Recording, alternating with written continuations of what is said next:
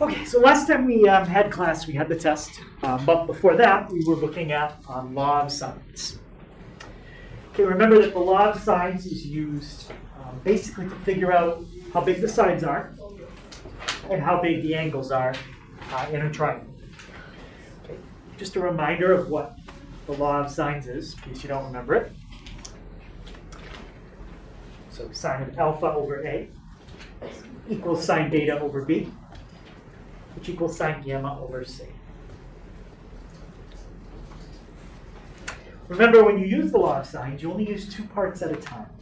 Either the first two parts, the second two parts, or the first part and the last part.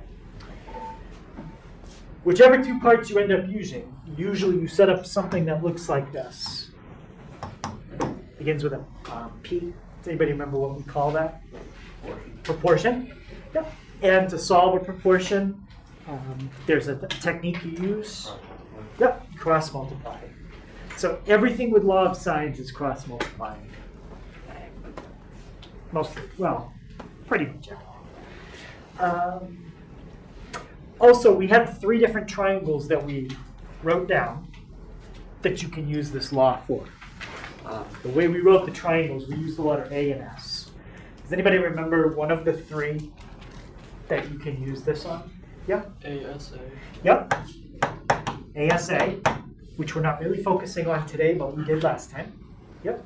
SSA. SSA, that's what we're focusing on today. And there's one more. SAA. SAA or AAS, yep. Okay, so these are the 3 problems you can use law of sines in. The 2 that you can't, okay, that we're going to learn tomorrow, side, side, side, and side, angle, side. These are the only 5 types of triangles that you ever would have to solve. That's all of them. Now, side, side, angle. There's 3 things that can happen. And it has to do with how many answers you get. Does anybody remember one thing that can happen in terms of how many answers you can get? Yeah. 0 answers. Yep. You could get a no solution, which we haven't done yet. What's another case that could happen? 1 answer. Yep, everything has 1 solution. That's what we did on the test last week. And then the second case, or I'm sorry, the third case. Everything has 2 solutions. So those are the ones we're gonna focus on today. 0 solution and 2 solution. Now, a 2 solution problem, it's not harder, it's longer. You have to basically do everything you've done twice. So instead of getting 1 answer for each thing you don't know, you get 2 answers. So let's try this one. This one says A is 6, B is 8, and alpha is 35 degrees. All right, now when you look at the table, there's something in the table that tells you this is law of sines, even if you don't sketch it, to figure out the kind of triangle it is. Does anybody remember what in the table tells you it's law of sines? It has to kind of do with how the information is laid out. This table has something that, like, if you knew a side, and a side, you wouldn't have.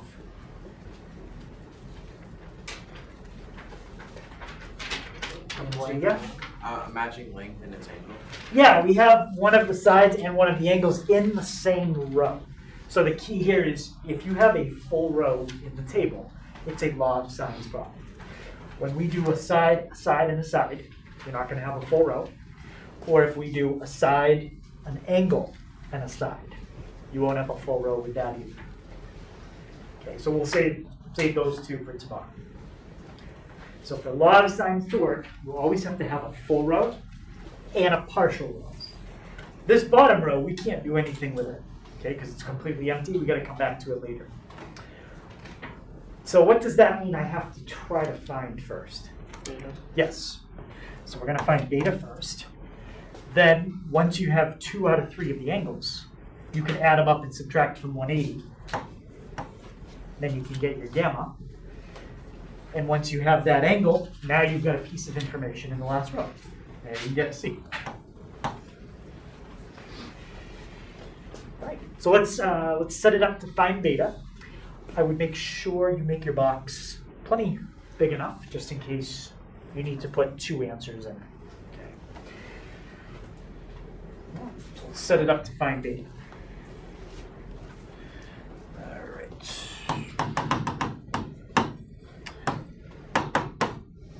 What could I put on the left side of my proportion?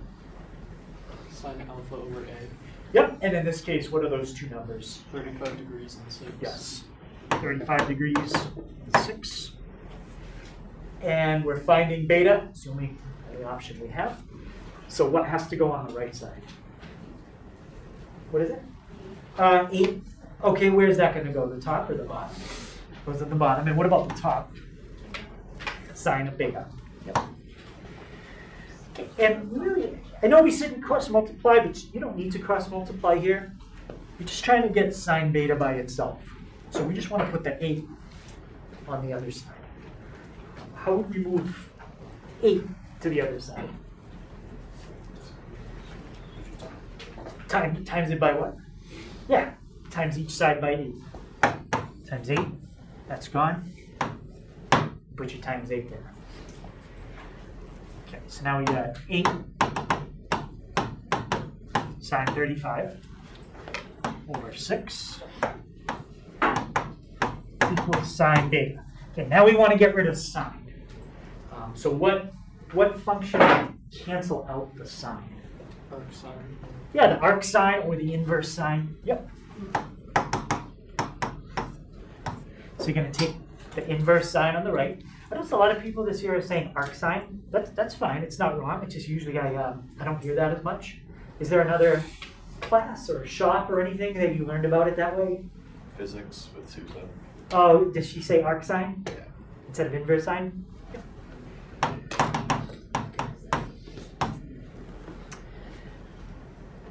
Okay, so take inverse sine on each side. Inverse sine and regular sine cancel out. So now we've got beta. And now we have to type that in. Okay, there's no shortcut. You just got to type it in the way it's written. If we type it in and we get an error, then that means this problem is a no solution. If we get an answer, well, then it's not a no solution, and then we have to check for another solution. Okay, and we're doing these in degrees. Okay, so make sure you're in degrees. And inverse sine, 8 sine 35 divided by 6. Okay, so this is not a no solution problem. I just got a solution. Okay, 49.886.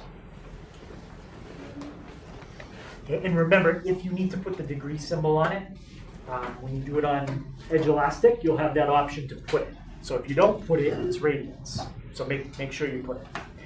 49.886.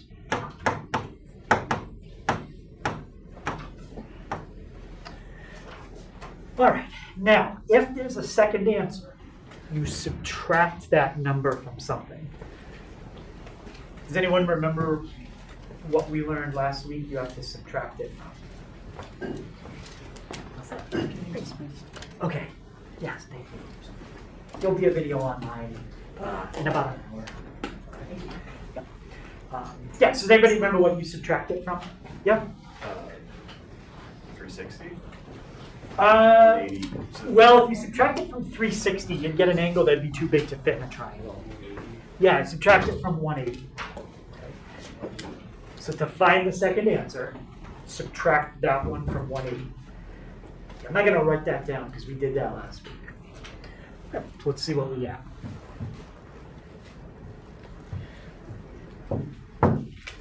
Right, so if there's a second answer, that's what it would be. Okay, we don't write down 130 yet because we have to check if it would fit. What angle were we given to start the problem? We were given a 35. Can you fit 130 and 35 in the same triangle? Yes, you can. All right. What happened last week at this step is maybe this answer was like 160. And when we tried to fit it with 35, it was too big. This week, it's not too big. It fits. So is there any question how we got the 130 or how we determined that it is going to fit in the triangle? Okay, so we need to write that down. So 130.114. So what I'm going to do now is that's the first answer I got for beta. This is going to be the second. You don't have to worry about anything that was given. A, B, and alpha, those are done. They were given. All we have to worry about is empty boxes. If we figure out that beta has two answers, it means everything has two answers. So they either all have two answers, they all have one answer, or they all are no solution. Okay, that's how it always works. All right, so what we're doing really now is we're solving two problems at the same time. You could make two separate tables, but I do it all in one. Okay, let me kind of just color code what's what if you're not sure kind of what we're doing. Okay. Let's call one of the problems I'm doing, we'll call it the green problem. Okay, alpha is in the green problem. Beta 1 is in the green problem. Gamma 1 is in the green problem. Those are the three angles in the first one. In the blue problem, we have alpha. Alpha is in both. Whatever was given is always in both. Beta 2 is part of the blue one, and so is gamma 2. So where you see the three blue dots, those are the three angles in the blue problem. And same thing for the sides. A is part of the green problem, so is B, and so is C1.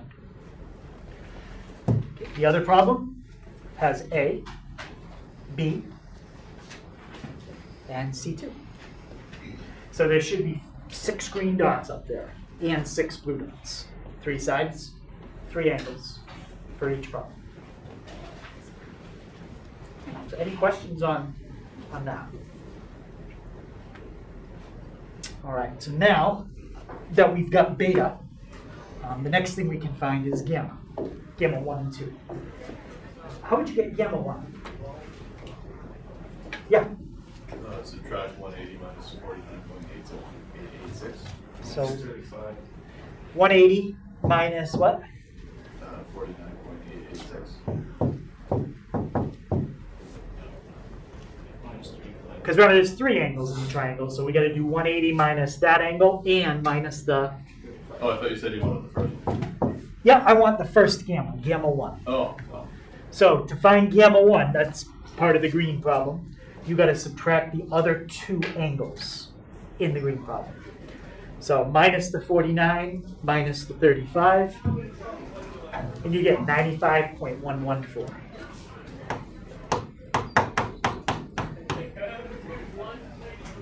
Okay. You could do C1, but I like to just finish up all the angles first. Then I'll do my sides. How about gamma 2?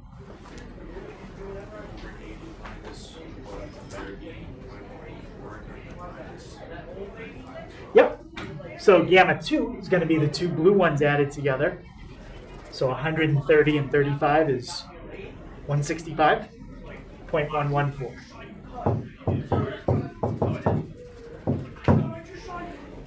So for gamma 2, we get 14.886.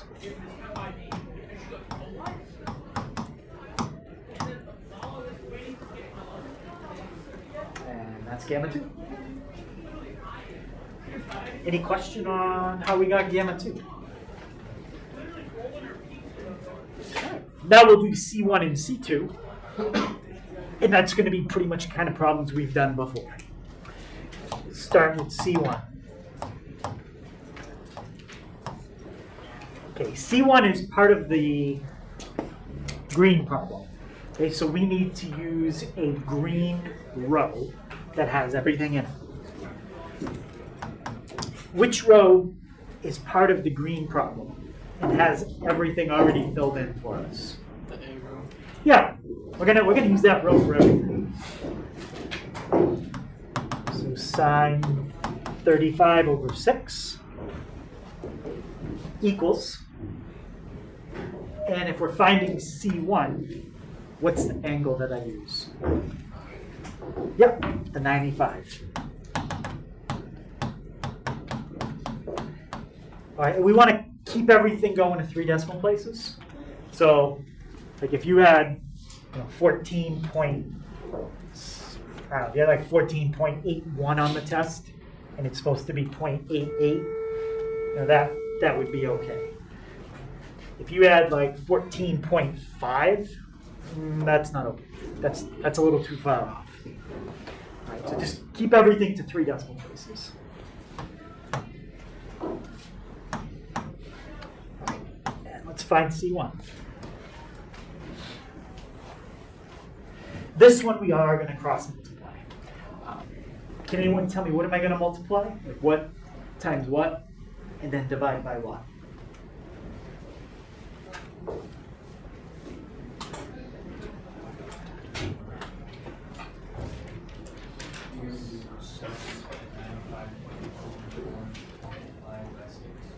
Multiplied by what? Multiplied by 6. 6 sine 95.114. Yep.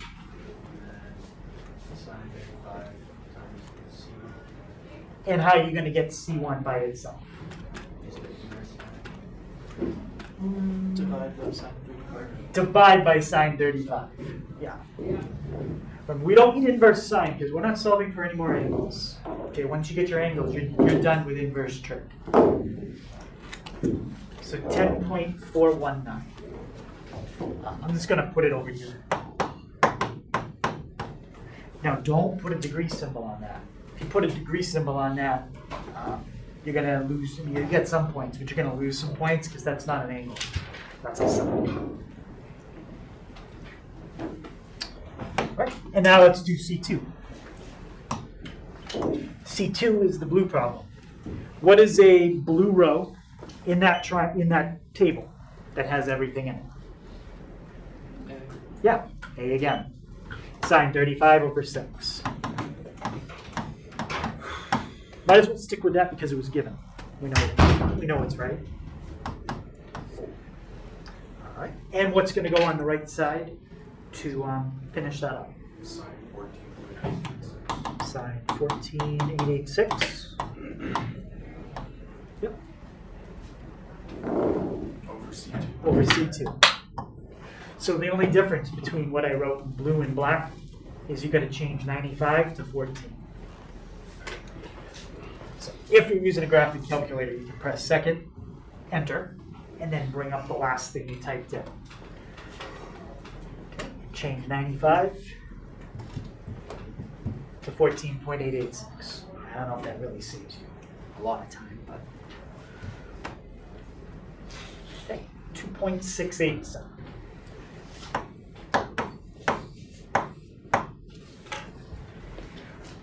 So that's a 2 solution problem. So what I'd probably do is I'd make a problem like this, probably worth double the points of a regular problem. So if a regular problem on the test is a point, this would be a 2-point question. Because there's a lot more going on. But you can get partial credit for every answer you get right. Okay, any question on that? Yeah. How did we know that there were 2 solutions to start with? Because we got the 49.886, Mm-hmm. and when we subtracted it from 180, we got this. Okay. This number added to this number is less than 180. Okay. So if it's not, then it's just one. Then it would just be 1. So let's say this second answer came out to 170. So maybe we got an answer of like 10. We subtracted it from 180, we got 170. If you take 170 plus 35, that's too big. So then we would have crossed the second answer out, and we wouldn't have had a second answer here, here, or there. It would have just been 1. Any other questions on that one? All right, so what does that look like? Well, let me show you. So I'm going to draw exactly to scale 2 triangles, but they're going to have a side, and an angle in common. Let me show you how we can do it. So this is how you can get 2 different triangles. I'm going to take this side, and I'm going to cut. So first thing, does everyone agree that side and that side are the same? Okay. So then I have a side.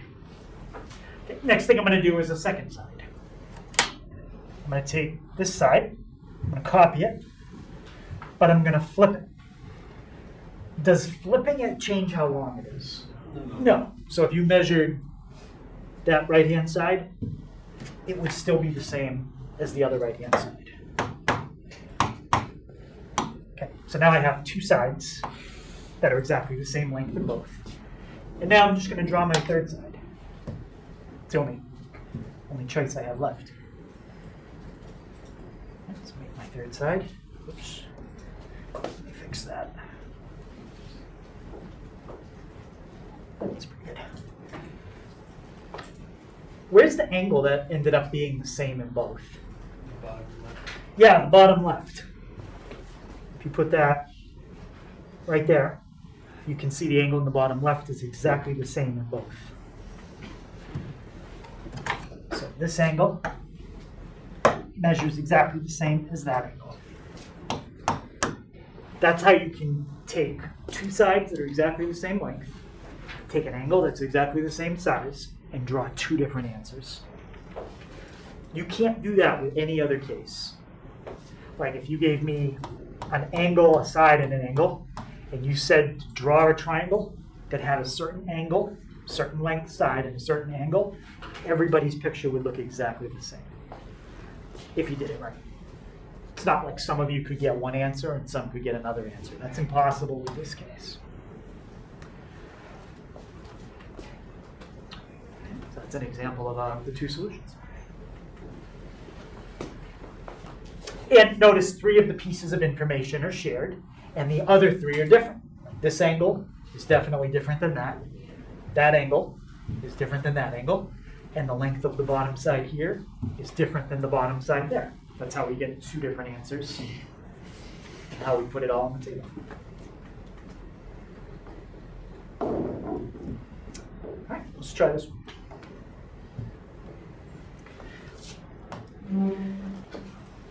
Okay, so they gave us A, C, and gamma.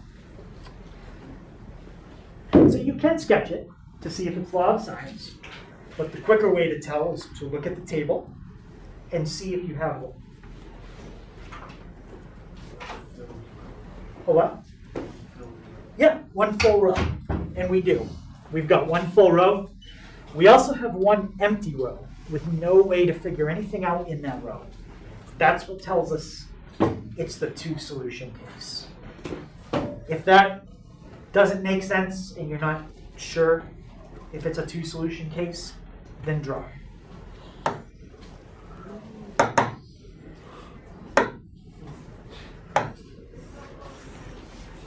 A, B, C, alpha, beta, gamma. Label everything that you know. A is 2, so you know that. C is 1, so you know that. And gamma is 50. That's a side, and an angle not between the 2 sides.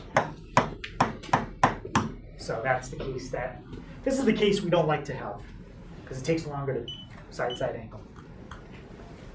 Well, I shouldn't say it takes longer to do that. It's more to think about. If it ends up being a no solution, then it actually is shorter.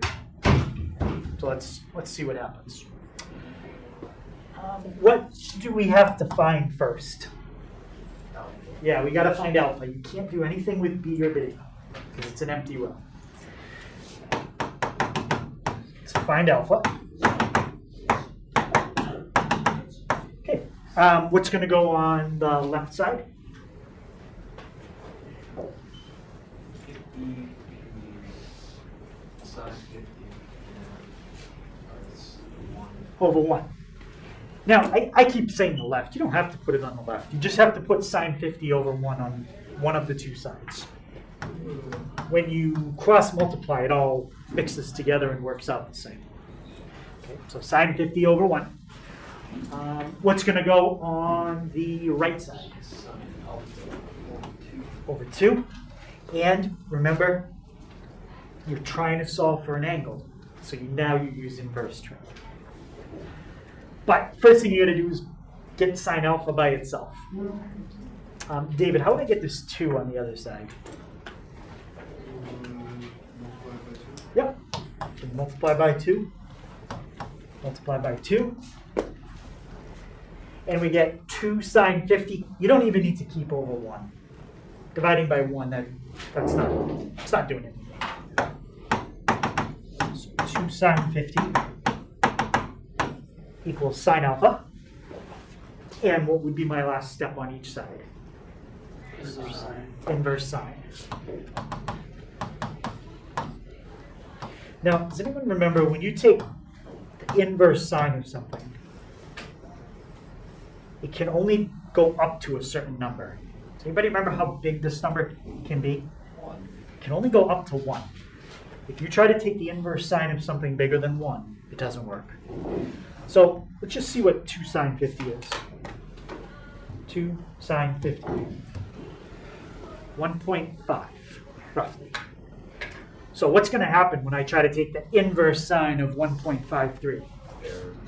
Yeah, it's not going to work. Okay, it says it's not in the domain. The domain is any number between -1 and 1, and this number is not. So that means there is no solution for alpha, which then means that there's what? There's no solution, yeah. You can't solve anything. How does this triangle just not exist? Well, let's sketch it like we did the last one, and I'll show you. Okay, so this is impossible to make a triangle with these exact pieces of information. So to draw this triangle, we need a side that's 1 unit, a side that's 2 units, and an angle of 50. Those are the 3 pieces of information. Okay. I've already drawn an angle that's 50. Okay, I did that off to the side. Does anybody want me to do it again, or do you believe me it's 50? Okay, yeah, it's 50. Okay, so C is 1 unit, A is 2 units. Doesn't matter what my unit is. Okay, let's just call that 1 unit. Put 2 of them together, now you have 2 units. So let's make a copy.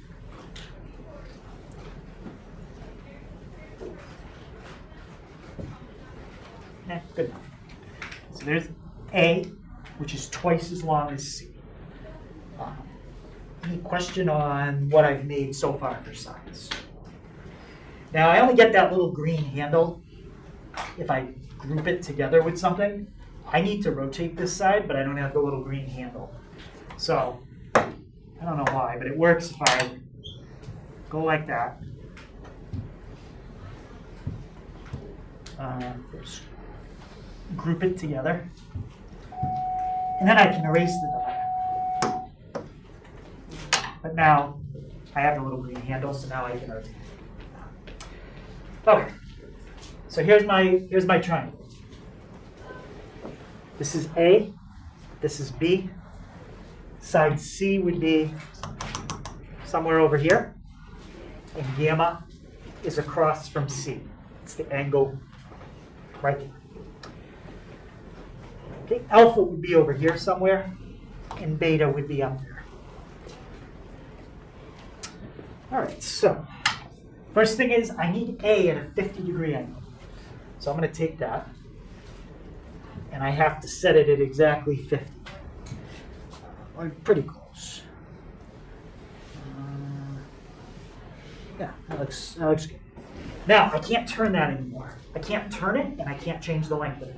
It's got to stay 2 units, and it's got to be positioned at a 50-degree angle. All right. Now, side C. Side C is the one that comes off the end of A. You can turn it however you want. They didn't tell us what beta was. So you can make beta whatever you want it to be. So you can put it like that. You can put it like that. Do whatever you want. But you can't change the length of it. It has to stay 1 unit long. Now the bottom side is B. Did they tell us what B is? No. Then you can make B as long or as short as you want. But what you can't do is you can't rotate B. Because if you rotate B, you're going to mess up that 50-degree angle. So the only things you can do are change the length of this and change the rotation of side C. Will those ever come together? No. No. The only way they could come together would be if you were allowed to make that side longer, or maybe make that angle smaller, but you'd have to change something you're not allowed to change. So that's how a triangle has no solution. It's physically impossible to do it. Okay, so any question on the no solution?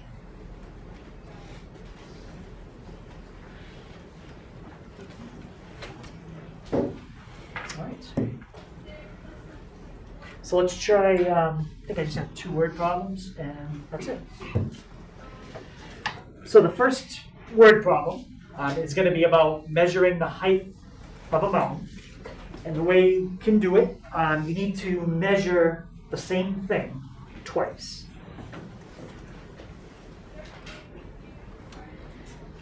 So what the surveyor is going to do is they're going to measure an angle. And the way they're going to do it is they're going to have a tool that they call the transit. They're going to take transit, it's usually on like a tripod, and set it up. And they're going to look, there's like a little like lens on it, a little thing they can look through. And what they're going to do is they're going to look through it, and they're going to aim it at the top of the mountain. Right, so they're going to have something like this. They're going to look through it. They're going to aim it at the top of the mountain, and it's going to be, just like that. When they aim it at the top of the mountain, they're going to have to tilt the scope that they're looking through at a certain angle, and it'll tell the tool will tell them the angle that they tilted it at. So the first time they set up the tripod, they look through it, they aim that at the top of the mountain. It's at an angle of 47 degrees. Now they're going to do the same thing again, but they're going to back up 900 meters. What do you think is going to happen to the angle? If you're pointing like a laser or something at the top of a mountain, and then you back up 900 meters. It's gonna get smaller. It's going to get smaller. Okay, you're not going to have to point it at as much of an angle because you're further away. The closer you get, the more of an angle you have to point it. Steep. So the second time they measure it, they get 35 degrees. So I'm really kind of writing it all out, but you could shorten it. Angle 1, 47, angle 2, 35.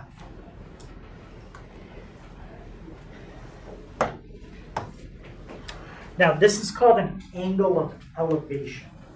Angle of elevation means it's with the ground, right? So if you've got an object on the ground, like a cannon or something, and you start tilting it, and you measure the angle that the cannon makes with the ground, that's how much you elevated the cannon. Okay? It's an angle of elevation. Elevation is always with the ground. Be a little different if you were in like a helicopter and you had to point down at the ground. That's not an angle of elevation because it's below you. It's called an angle of depression. But we're dealing with an angle of elevation. Now, the transit isn't really on the ground. Just to make the problem a little simpler, we're going to assume it is. The transit would really be on a tripod, which would be 5 or 6 feet off the ground. So that would affect the answer a little. But we'll just assume that the transit is right on the ground. Okay, so we get a lot of information there. What do you think would be good to do with all that information that would make this problem easier to kind of visualize what's happening. Draw it, put it in a table. So we could make a table. Make a diagram. Yeah, I would make a diagram first. Okay, I'd make a diagram so we could see what's going on. Now, don't worry about say, well, we got to make a triangle in the diagram. Just worry about the objects in the word problem. And if you put those objects in it, a triangle will happen. So what's one object in this word problem that's very important? The mountain. And what's the mountain sitting on? The ground. The ground. So let's draw those two things. Okay, so we've got, and it does say the ground is level, so level ground. Okay, and we've got our mountain. Fantastic drawing. Yeah, it's a good mountain. Huh? Okay, so we got our mountain. And we're trying to measure the height, just to make this really clear, right to the peak of the mountain. Okay, right to the peak. Highest.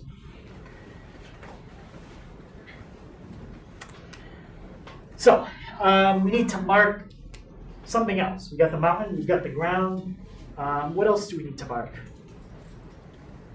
47 degrees. Okay, and what would kind of come right before that? A leg of 900 meters. A leg of 900 meters. Well, what is the 900 meters in the problem? The distance between the two sightings. The distance between the two sightings. So we need to mark the two sightings. Okay, there's one here. And then the person backs up and does it again. But the distance is 900 meters. I'm not worried about writing meters. I'll put that on my final answer. All right. Now what I'm going to do is I'm going to use a dotted line to represent kind of like a laser that is being pointed right to the peak.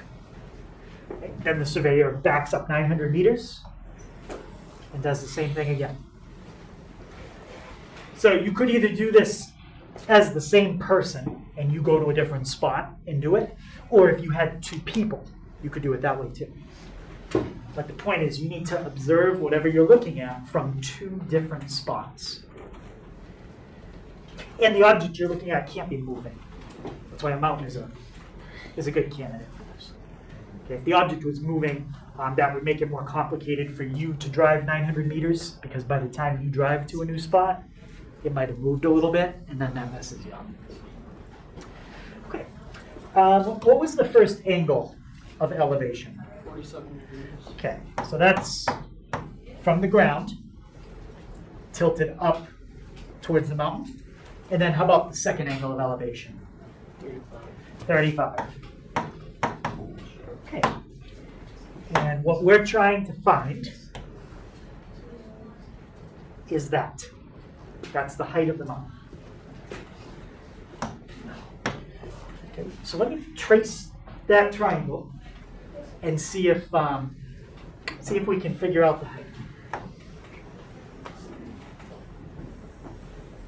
Okay, that height, that is a 90-degree angle because height is always measured perpendicular. So let's bring that red triangle down. So let's look at that. Okay, the height, that's what I want to know. And I know this is a 47. Is there enough information in that triangle to find the height? No. In order to solve any triangle, you need to have at least one line. You've got to have one side. You don't have any sides here. So we're going to come back to this because we do have an angle, but I need a side. So does anyone see another triangle that we could look at? Yeah. Which one? Yeah, the one with the 35-degree angle. The one with what? The 35-degree angle. The 35-degree angle. And then what are the sides of that one? 900 meters. Yeah. 2 ends. And then the two dotted ones. So let's look at this one.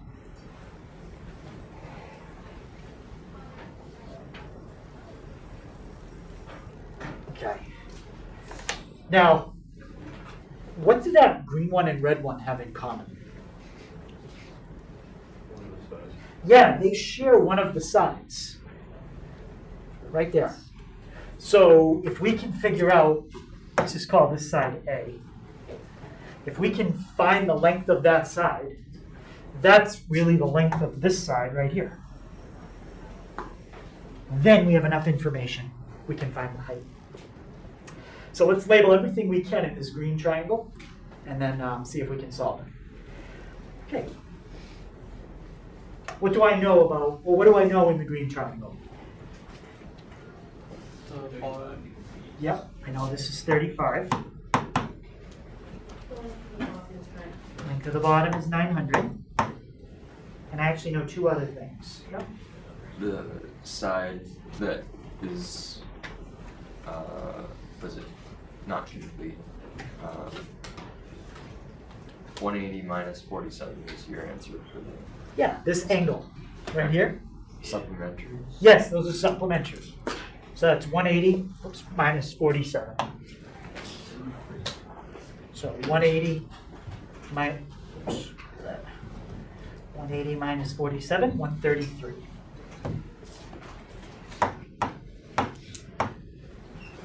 Now, we still need one other piece of information, because to solve law of sines, you need to know a side, and you need to know the angle across from that.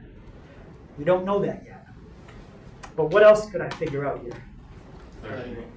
Yeah, I can get that third angle, because the two that I have add up to 168. So that means how much is left for this third one? 12. Now I can set up law of sines.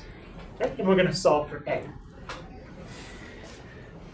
All right, so find A. Sine. And what could I put on the left side that has an angle and the side across from it? 12. Sine of 12 over 900. Yep. That's your full row in the table. Sine of 12 over 900. And now if you're going to find A, what angle do you need? 35. Yep. Sine 35 over A. Now, is A the height of the mountain? No. Just to be clear about that. That's not the height. But we need it to find the height. Okay, so let's type that in. You can type in 900 sine 35. Make sure you close that parenthesis. Divide by sine 12. So A is 2482,875.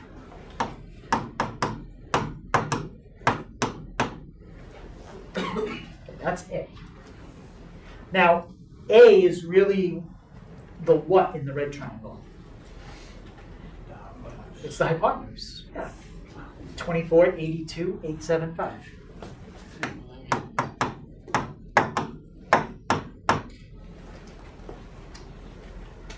All right, so now we know a side in the red triangle. We can find the height, and we don't need law of sines. I mean, you could, but you don't need it because it's a right triangle.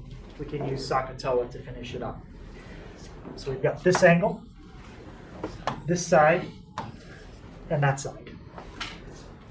What position is side H from the 47? Opposite. And what about 2482? Adjacent would be, That's hypotenuse. this is hypotenuse. Yeah, the adjacent would be how far the center of the mountain is basically to where you're standing, which they could ask for, but they didn't in this one. All right, so what trig function uses opposite and hypotenuse? Sine. Sine. Sine of 47. And what's going to go on the other side?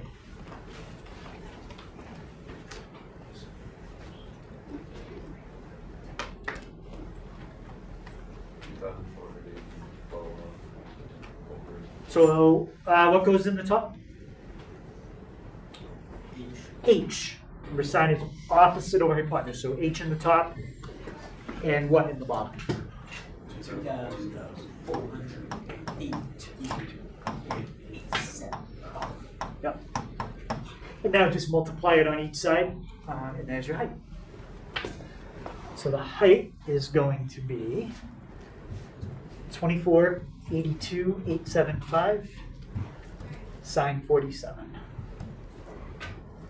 So the height of the mountain is about 1,815 point, call it 86. 1815.86. And now I want to put a label. What was my length in this problem measured in? Meters. Meters.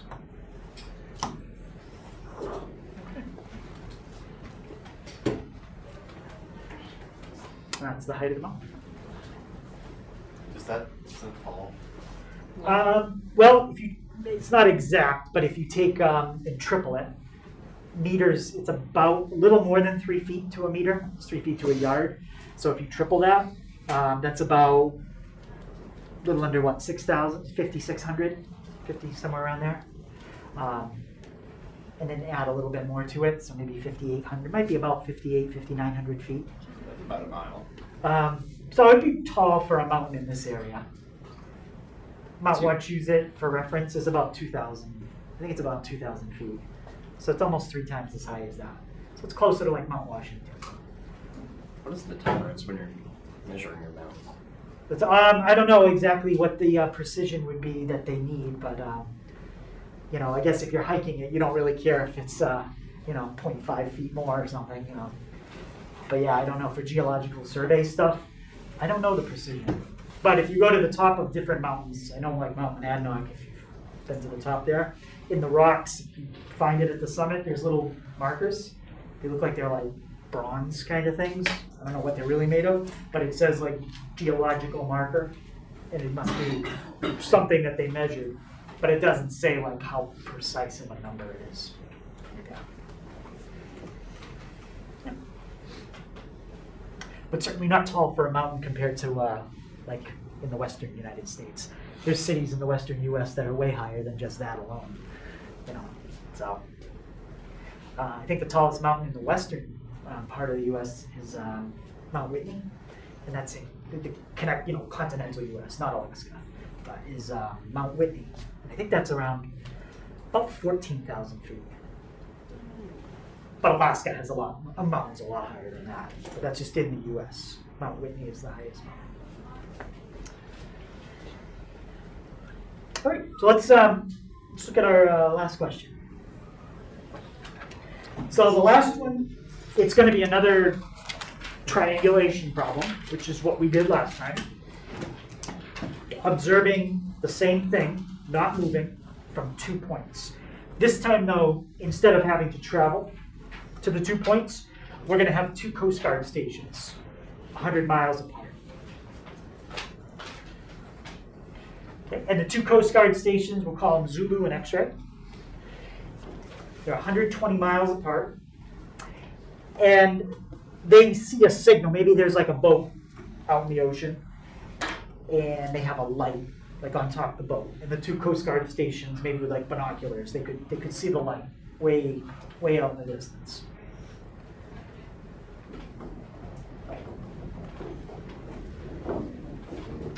All right, and the boat needs help for whatever reason. They need help trying to get back to land. Maybe their GPS stopped working and it's cloudy, so they can't see like stars to figure out where they are.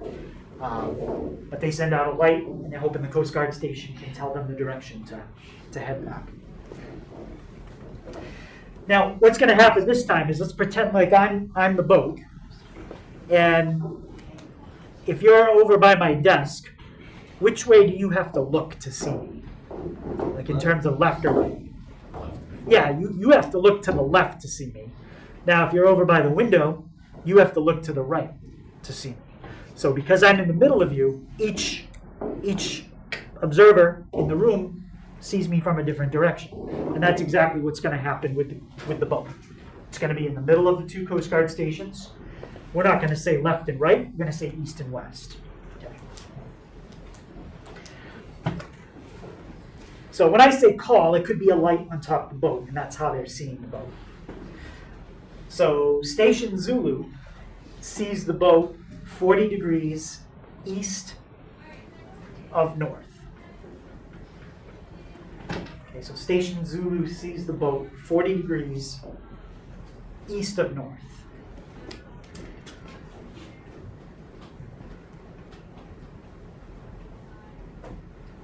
What does that really mean? Well, if that's north, actually, I'll make it a solid line. If that's north, Can you just say north, northeast? and that's east. Yeah, there's different ways you can say it. So 40 degrees east of north is like that. It's 40 degrees to the right of north. You could also say 50 degrees north of east. So you could say east of north or north of east. It's just a difference of subtracting it from 90. Now, the other station is going to see the boat in a different direction. They're going to see the boat 30 degrees west of north. Okay, so if this is west, this is north, east, south. West of north would be this way. That's 30 degrees to the left of north. I guess you could also say 60 degrees north of west. West of north, north of west. Same. Just different way of saying it. Okay, and they want us to figure out how far the boat is from each station.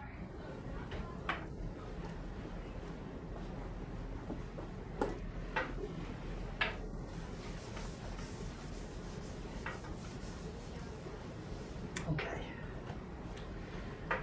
So again, like the last problem, we got a lot of information here. What do you think would make this easier to see what's going on? Yeah, I'm gonna draw it out. Okay. What's a very important object in this problem? The boat. That's very important. And where is the boat? It's hopefully in the water. It's not. That's a different problem. Hopefully it's not in the list. It'll be on the tip of both arms. So we got a boat in the water. What else is important besides the water and the boat? The two stations. They're all Distance water. apart from each other. And the distance apart. And where are the two Coast Guard stations? In general. Like, they're what? They're south of the boat. Yeah, well, they're south of the boat, but physically, they would be Coast Guard stations would be located on The coast. the coast, on land, right? So we have land, we have water. So let's draw a line. Okay, out here, this is water. That's land. Okay, so we've got our two Coast Guard stations. We've got a boat. Well, that's a broken mast. That's the problem. We have a broken mast. So we've got our boat. We've got two Coast Guard stations, and the boat is somewhere between them. Now we know the distance between the two Coast Guard stations. That's 120 miles. So that's taking the place of the 900 meters in the last problem. You're not driving to two different points. You already have people at 2 points.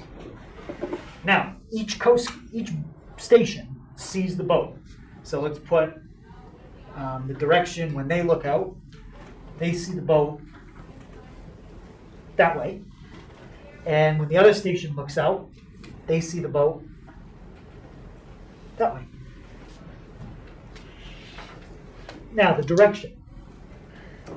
Both of the directions are relative to what direction on a compass. They're both from north, either west of north or east of north. So what I need to do is mark north for each station. Just to keep it simple, let's call that north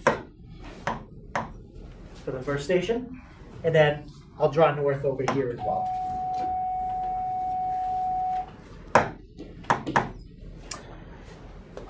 We need to label which station is which. it says Zulu is to the west of X-ray. So which station is this one? That's Zulu. Zulu is to the west of X-ray. All right, now we need to fill in some angles.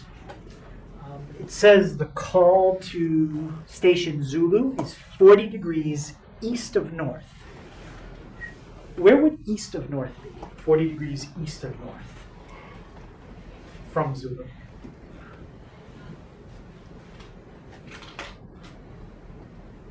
The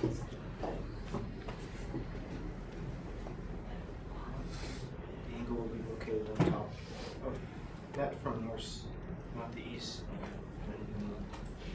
What are you asking? So where do I put the 40 degrees?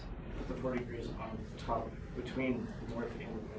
Yeah, between north and the dotted line that's going up and to the right. That's where the 40 degrees is. And so we know the inside is 50, which is what we really need in a second. So yes. Now, how about the direction from X-ray? 30. They see the boat which way? 30 degrees North and west. west of north.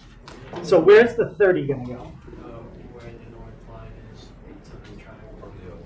Yep. So I meant to write north. So it's going to be 30 degrees. And the angle that we really need is the inside one, which is how much? 60. 60. And now you can also get the one at the top. 70. That one has to be 70. Okay, now you got everything you need. Here's your triangle. And we're going to solve for, let's call this side A, and we'll call that side B. Find A and B. All right, so I think the diagram, that's the hardest part. All right, so let's start with A.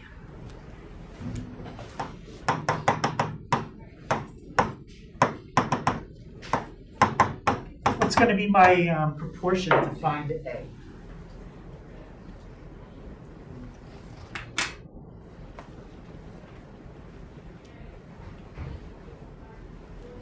Sine of 60 degrees over Sine of 60 degrees over. A. Yep, I'm going to put that on this side. Just have it where I usually put the letter. 70 degrees over 120. And then 70 over 120. All right. And now to get A, what will I type in on the calculator?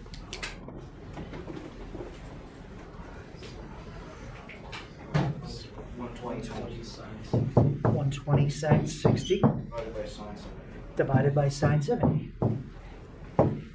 So A, which is the distance from Zulu to the boat, is 110.59 miles. So 110,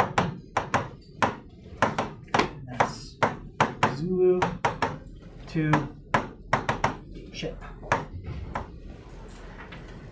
All right, now we want to find B. Which part of that could I use over to find B? The sign 70 over. Yeah, that's my row that has everything in it. So 70 over 120. And now what angle do we need if we're trying to find B? We need the 50, because that's what's across from it. So with one Coast Guard station by themselves, they can't do this. Okay, this is called triangulation. The only way you can triangulate where something is if you and somebody else can see the same thing at the same time from different spots. All right, so sine 50 over B. 50 over B. So now we're going to type in the same thing except change the 60 to a 50. So the distance from X-ray to the ship is 97.82 miles.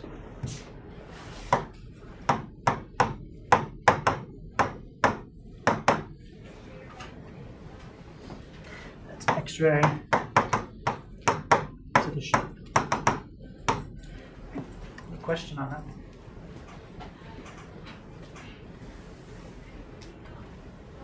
Now we really simplified it. Okay, when they're really like if they see a boat, if you got 2 Coast Guard stations, like this, and here's the boat.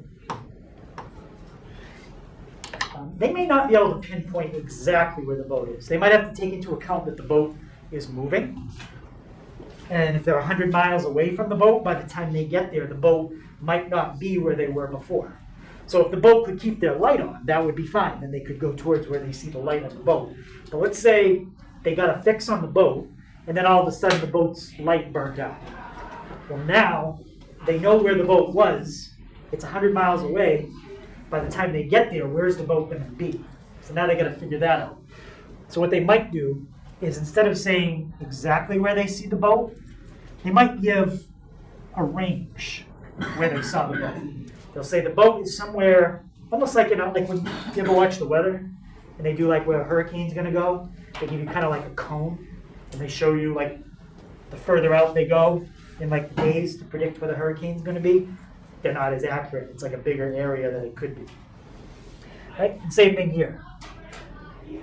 So they may have a cone that they think the boat is going to be in. So what they really end up getting is not an exact point, but an area to search. And maybe that's like 15 miles by 15 miles. I mean, that's still a huge area. And then they have all different ways that the Coast Guard does search patterns to find something. You know, like should you just start in the middle and like spiral out? Like, is that a good way to do it?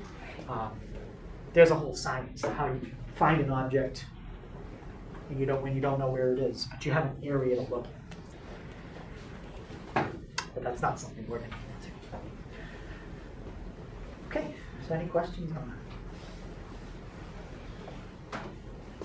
All right. So that is the homework for tonight. Remember, you could have some problems with no solution. So if you do get one, don't think you are doing it wrong. It's 4, 9, 11, 13, 14, 18, and 19. My plan is to be after school this week on Thursday. So if you need any extra help or need to make anything up, that's the day I'll be here.